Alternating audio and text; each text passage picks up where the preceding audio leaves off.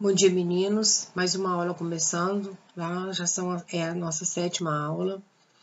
A aula passada de literatura nós falamos sobre o romantismo, sua origem, as principais características, e hoje nós vamos falar sobre as gerações, a primeira, a segunda e a terceira, e especificamente sobre a poesia. Então, poesia no Brasil. O romantismo é um momento muito peculiar, é uma escola literária muito grande, muito bacana, e ela vai trazer o ser humano, né, a paixão do ser humano por outro ser. Então, a mulher que ama aquele homem ajoelhado a seus pés, implorando amor, ou aquele homem que sofre porque foi abandonado, ou porque ela arrumou outro, já tinha casamento marcado, ou porque ela simplesmente fez a passagem, foi morar em outro plano. Então, o romantismo, século XIX, e o romantismo ele tem três fases, a poesia traz 3 fases, e 3 fases bem distintas, bem organizada, bem separadinha, muito fácil de ser lembrada e muito gostosa para ser estudada. Então, nós temos a primeira fase, que é o nacionalismo, a busca da identidade do brasileiro, o índio, como o centro. A segunda geração, que é o ultrarromantismo, a dor, a saudade, a morte, a perda, o ultrarromantismo. E a terceira geração, que é a geração mais social, uma geração mais voltada para o ser humano, que é a questão do escravo, da libertação e dos problemas sociais envolvendo esse ser humano. Vou só recapitular da aula anterior as características, porque são muito importantes. Então, as características do romantismo: o individualismo e o subjetivismo. O individual, o ser humano, a pessoa, ela pode falar, ela tem liberdade, ela é subjetiva, então ela vai falar porque ela pode colocar, o eu lírico vai aparecer com força total. O sentimentalismo, ele vai colocar para fora todos os seus sentimentos, seus desejos, ele vai ter liberdade para escrever. O culto à natureza, e vamos entender que essa natureza é a natureza em que ele está inserido, é a natureza que convive com ele, é a mata, é o mar, é o cheiro agradável desses elementos que o cerca. As formas de evasão, o sonho, a fantasia e sair um pouco da realidade, poder escrever, poder sonhar livremente, poder passar esse sonho para o papel.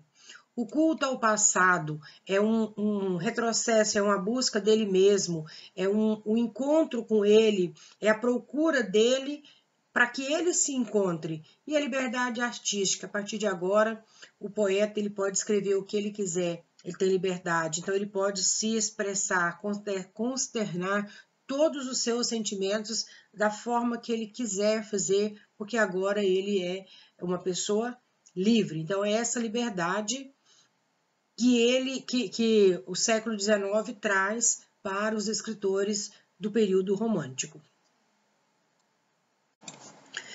Então, nós temos 3 fases bem distintas, ou 3 gerações, como queiram.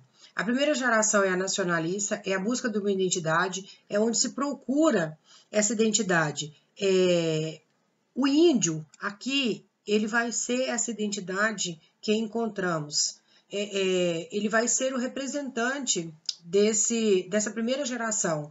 O nacionalista tem a ver com o amor à pátria, com o amor que ele sente pelo Brasil, pelo país em que ele vive. A segunda geração é a ultrarromântica. Eles são seguidores de Lord Byron e eles têm uma vida boêmia muito agitada e eles têm uma relação muito próxima com a morte. Então tem uma relação de amor entre a morte para descobrir o que há por trás disso. E vamos só entender que nessa segunda geração, quando se fala nessa relação com a morte, enquanto escritor, enquanto produção, enquanto obra de arte. Enquanto pessoa, ele é uma pessoa comum como todas as outras, que ele vive intensamente, ele tem sonhos de uma vida bem velhinha, mas que isso não acontece. E a terceira geração, que é a condoreira, é a geração social, é a geração que vai trazer uma luta, uma visão mais madura dessas três gerações. A primeira geração, ela vai de 1836 a 1852 e ela é baseada no nacionalismo e indianismo.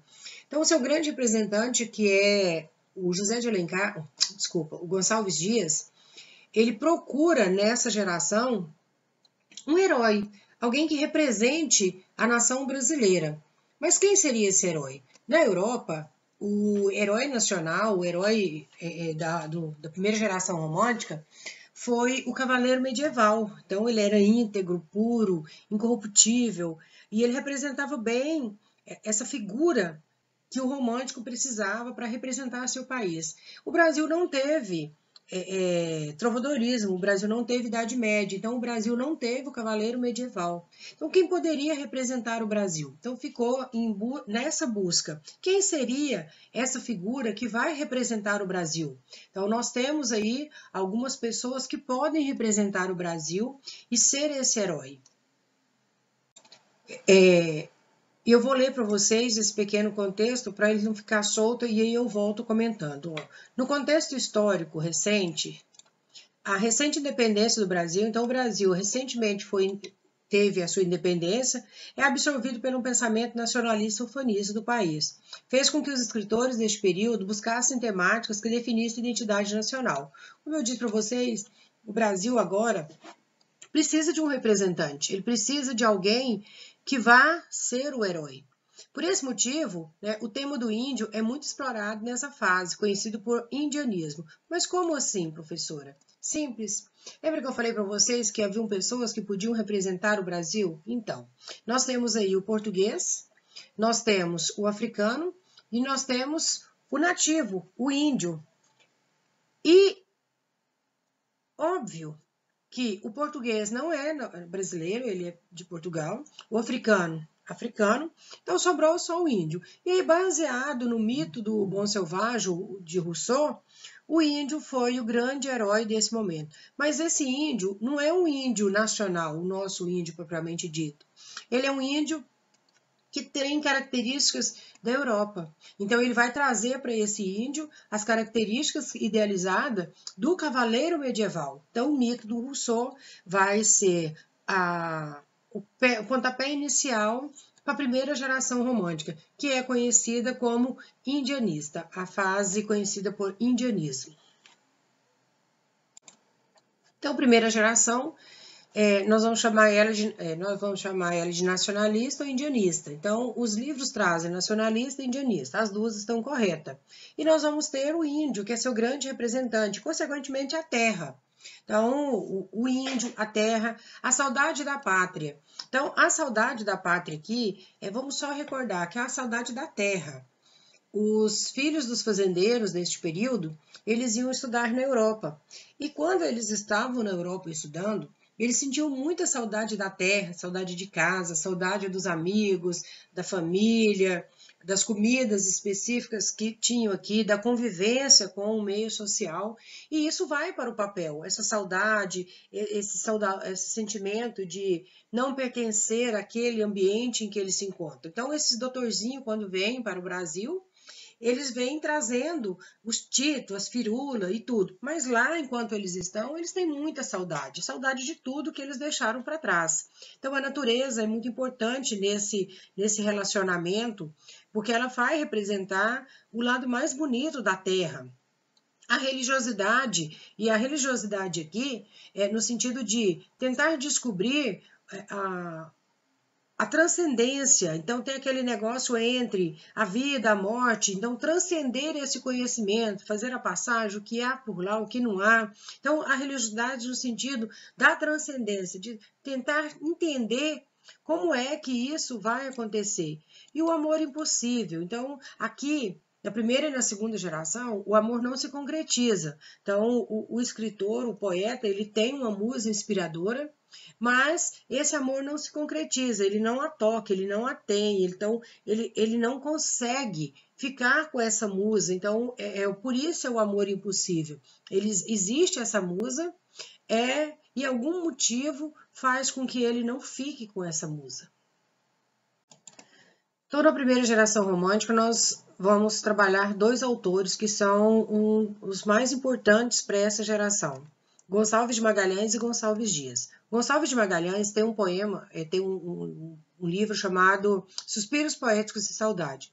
Esse livro é o marco inicial do romantismo no Brasil e ele traz, é como se ele fosse uma cartilha, onde está escrito todas as coisas que os românticos tinham que fazer, principalmente dessa geração. Então, por isso que ele é importante para esse período. Então, mas o Gonçalves Dias, ele transcende tudo que o Gonçalves de Magalhães escreveu. Ele vai além disso, então ele tem um envolvimento muito forte com o Brasil, com a terra. E ele tem uma saudade tão grande que ele traz o Brasil para dentro da sua poesia. Então, principais características dessa geração romântica: aversão à influência portuguesa, né, a lusofobia. Então, eles têm uma coisa muito grande com o nacional, com trazer o brasileiro, ser brasileiro de verdade, possuir esse orgulho da terra. Então, eles abolem completamente qualquer coisa que tenha influência que não seja da língua portuguesa. Uma religiosidade muito aguçada, e aqui é o início da transcendência, de descobrir o que há de material, de concreto. Então, uma devoção aqui, mas no sentido de descobrir o que há depois da morte, e tentar entender essa passagem, né? Vamos só fazer uma recordaçãozinha aqui. Na aula anterior eu disse para vocês que muitos desses poetas da fase do romantismo, eles morreram muito jovem, porque é um período em que eles adquiriam a tuberculose, e aí isso faz com que eles façam a passagem mais cedo. Então, a morte é uma constância, e a religiosidade aqui é no sentido de entender os desígnios de Deus, mas no sentido de o que há além da vida. O misticismo, né, que entra na mesma categoria, e o indianismo. Aí vão ter poemas lindos e épicos que vão falar sobre essa nação, essa população, essas pessoas tão íntegras, tão puras e tão valentes. Os temas mais frequentes são o índio, a saudade e os amores impossíveis. Já disse para vocês, por algum motivo, esses amores são idealizados, eles não conseguem ficar com o ser amado. Então, ou no caso do Gonçalves Dias, que na vida de verdade dele, ele teve uma grande paixão por Dona Ana Plácido.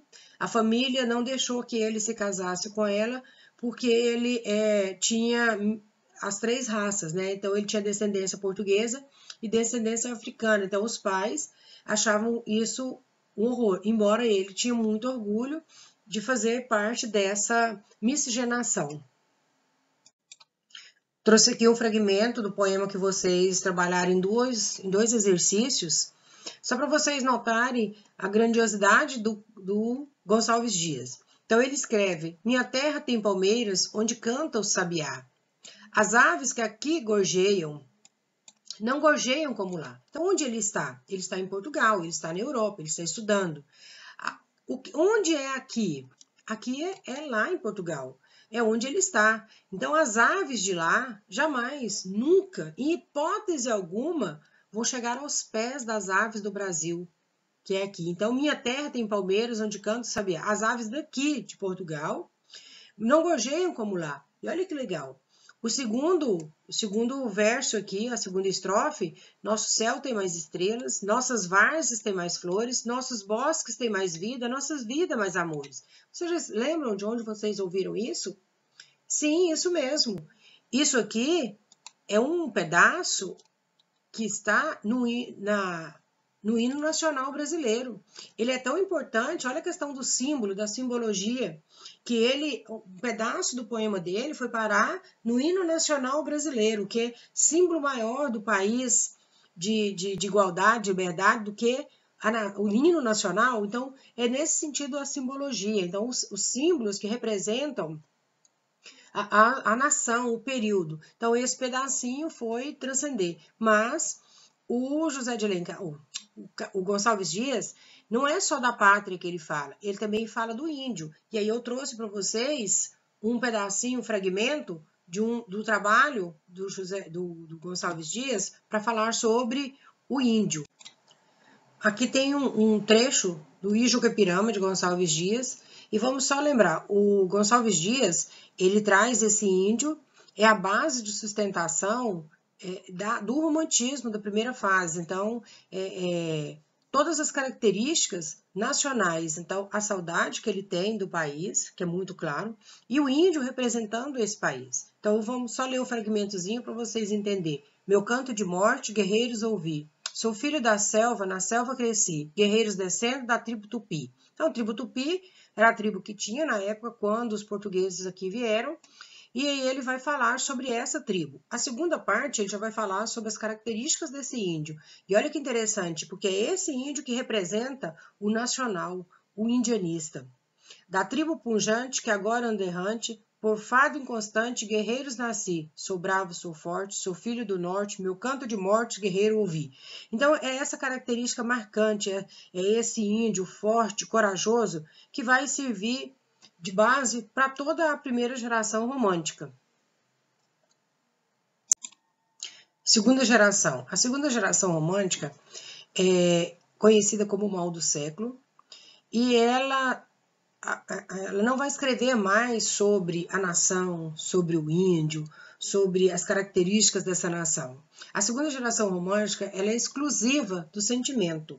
Ela é exclusiva de sentimentalismo. E por que isso? Porque a grande maioria estava cometida pela tuberculose, que o mal do século se faz referência à tuberculose, que matou muita gente, inclusive eles.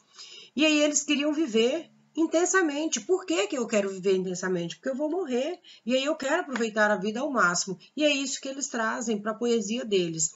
É essa relação muito próxima que eles têm com a morte e esse sentimento aflorado. Então, eles vivem uma vida muito, muito desgarrada. Eles vivem situações que hoje não seria aceita. Como que eu vou dizer aceita?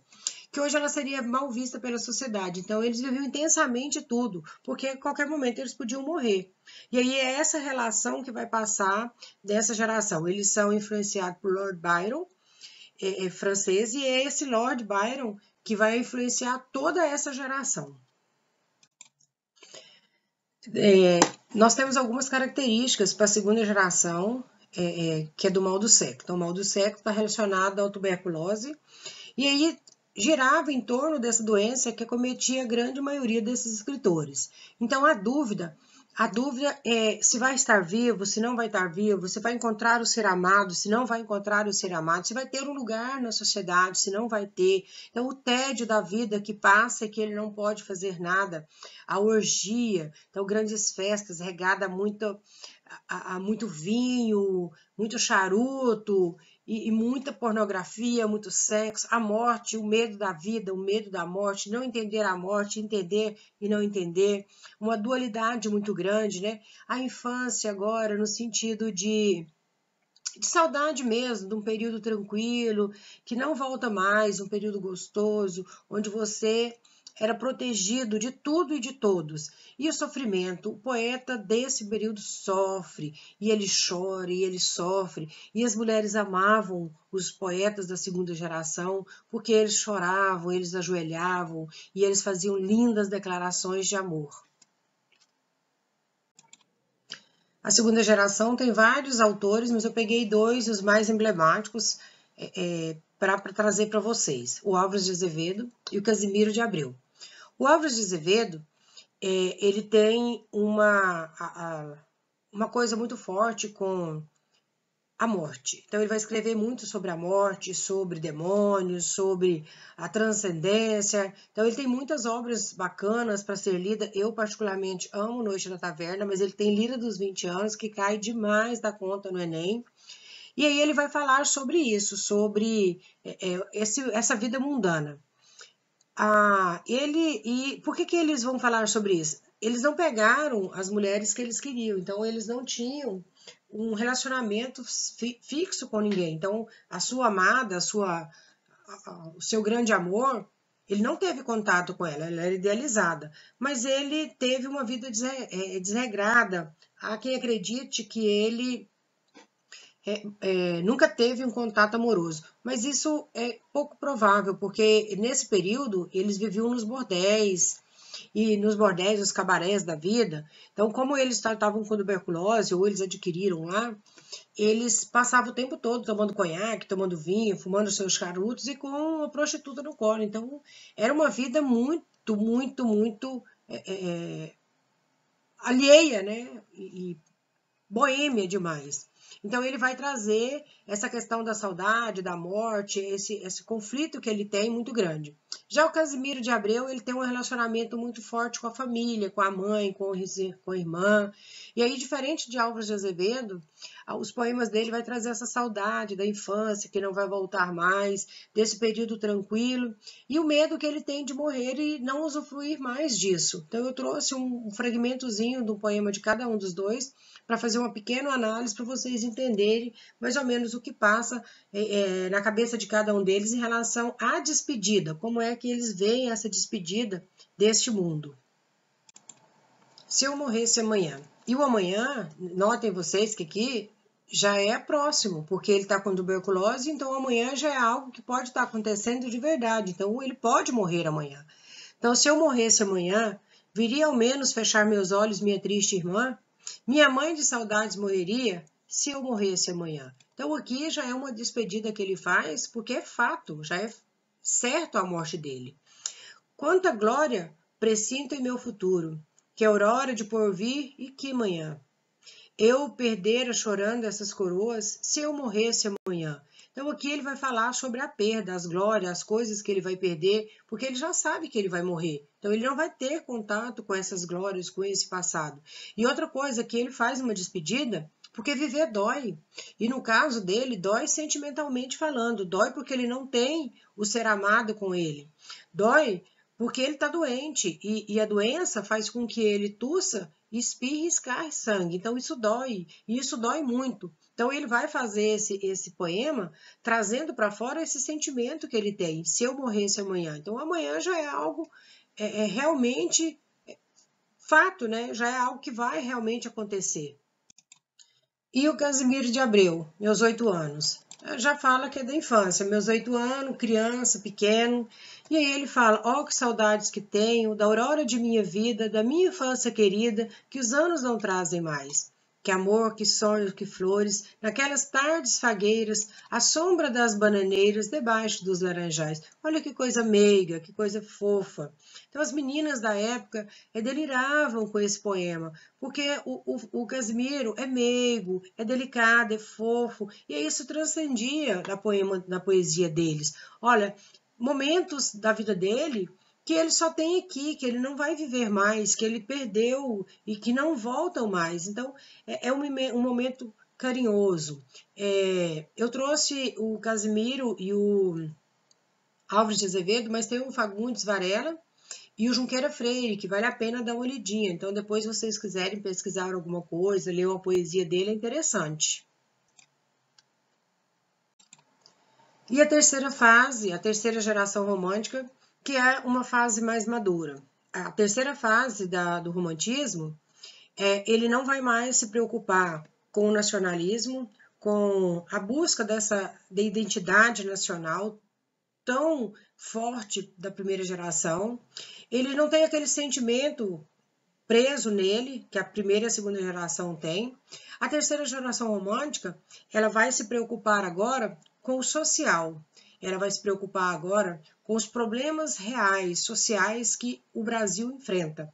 A terceira geração romântica, a poesia, olha que interessante, e o romântico, ele tem o contato físico, ele tem o contato com a amada, mas o foco aqui é o social. Embora eu também vou encontrar nessa geração um amor erotizado, um amor real, um amor que vai existir. Então, a terceira geração é as causas sociais e a social voltada com a liberal. Então, o grande representante dessa geração, ele vai brigar e ele sabe que ele está pegando uma briga social muito grande, além do seu tempo. Então, as principais características é a defesa de causas humanitárias, então ele vai trabalhar para defender uma causa humanitária, que são os escravos, uma causa humanitária gigantesca e um problema grandiosíssimo que enfrenta o Brasil. Denúncia, né, da escravidão, os maus tratos, e o amor erótico, o amor real, o amor existente, carne na carne, rola todos os prenúncios, né, de um grande amor. Então, essas são as características gerais, as principais características da terceira geração romântica. Seu principal representante, Castro Alves, na minha concepção, um dos maiores escritores desse período. Aí, um garotão, um cara super jovem, né, para o período, século XIX, e viu um problema, e o problema era gigantesco, que era a questão dos escravos, e denunciou isso, colocou isso para frente. Lembrando que o Castro Alves morreu aos 23 anos, também de tuberculose, e se ele não tivesse morrido tão jovem, Machado de Assis citou uma vez numa reportagem que ele fez, que ele deu, que se ele não tivesse morrido tão jovem, seria um dos maiores escritores do Brasil. Então, assim, é um cara que teve coragem para denunciar uma atrocidade gigantesca, coisas horríveis, né? Trouxe para vocês o fragmento de um texto, de um poema dele, chamado Navio Negreiro, para vocês entenderem mais ou menos os horrores que existiam nesse período. Trouxe aqui para vocês uma imagem do navio negreiro. Então, notem vocês que aqui todas as pessoas estão juntas, olha, todas no mesmo compartimento, sem um pingo de higiene. Aqui nesse ambiente, fazia-se cocô, xixi,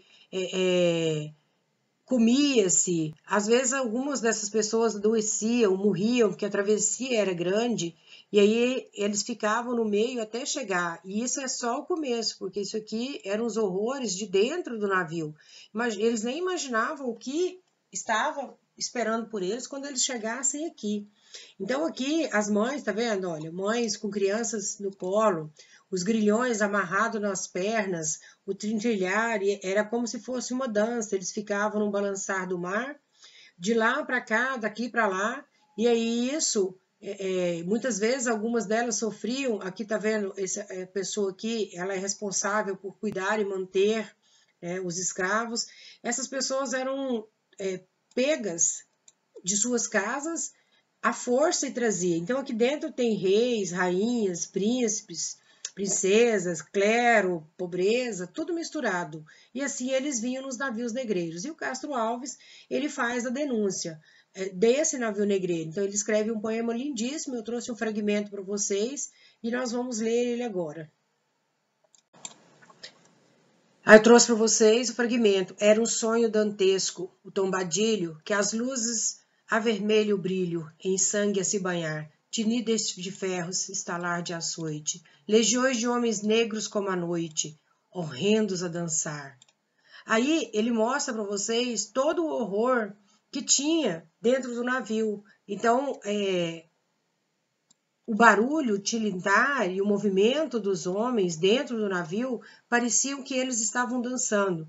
Existe uma versão completa essa narrativa na voz do Paulo Altran no YouTube. Eu coloquei o link aqui, caso alguém queira visualizar. É lindíssimo, é um dos poemas mais bonitos que eu já ouvi na voz de alguém. Vale a pena vocês irem lá no YouTube e dar uma escutada no poema, ver, porque é muito lindo. Então, o Castro Alves, ele também, além dele fazer a denúncia social, ele também tem poesia sensual. Notando que a diferença aqui agora é que não tem aquele cunho sexual bem aguçado. É a sensualidade feminina, é o toque, é o mexer do cabelo, é um pequeno gesto. Então, nessa fase agora, há o contato da carne com a carne. Então, há a sensualidade do corpo feminino. Então, ele vai passar essa sensualidade para a poesia dele. Então, ele vai fazer os contornos, as formas, e aí ele vai falar sobre esse contato, esse toque real, que realmente existe nessa fase da terceira geração romântica. E aí eu trouxe um poeminha sensual, né, erótico, do Castro Alves, para vocês entenderem o erotismo, a sensualidade dentro do poema. Boa noite. Boa noite, Maria. Eu vou me embora. A lua na janela bate em cheio. Boa noite, Maria. É tarde, é tarde. Não me aperte assim contra teu seio. Então ele está todo amassado, né? Um abraço gostoso, e aí ele está todo amassado no colo dela, no pulmão dela. Então ele sente esse contato. Então aqui há o contato real. E aí a segunda estrofe. A frouxa luz da alabastrina lâmpada lambe voluptuosos teus contornos. Aí ele vai falar dos contornos dela, olha. Ó, deixe-me aquecer teus pés divinos. Odouto afoga os meus lábios mornos. Então aqui ele vai falar dos contornos dela que aparece pelo luar que entra no quarto e vai falar também dos pezinhos que ele aquece nas mãos, que ele beija, que ele toca. Mulher do meu amor, quanto aos meus beijos, treme tua alma. Então os beijos dele são reais, ela sente, ela treme, ele sente ela tremendo nos braços dele. Como a lira ao vento, das teclas do teu seio, que harmonias, que escala teus suspiros belos e atentos. Aqui ele faz uma referência ao piano, né? As teclas do teu seio, aos pianos. Então notem que há uma sensualidade muito grande nas palavras do Castro Alves quando ele fala desse poema. Então ele sente um desejo muito grande por essa mulher e é recíproco. Essa mulher também sente muito desejo por ele. E assim nós findamos as 3 gerações românticas, o romantismo e poesia. Então, geração romântica, primeira fase, indianismo e nacionalismo. Segunda fase, ultrarromantismo. E a terceira fase, a social, o condoreirismo, o condor, né, o condoureiro. Próxima aula, a prosa do romantismo. E aí findamos o romantismo. E eu ainda estou muito preocupada, porque nós já estamos na nossa 7ª aula e ainda há alunos que não me entregaram nenhuma atividade. Então, por favor, meninos, vamos resolver os exercícios, colocar no exercício o cabeçalho completo, o número da aula, até mesmo para organizar vocês, se foi aula 1, aula 2, aula 3, no caso agora é aula 7. Perguntas e respostas completa e enviar por e-mail lu.keller@hotmail.com. Um cheiro bem grande e até o próximo encontro.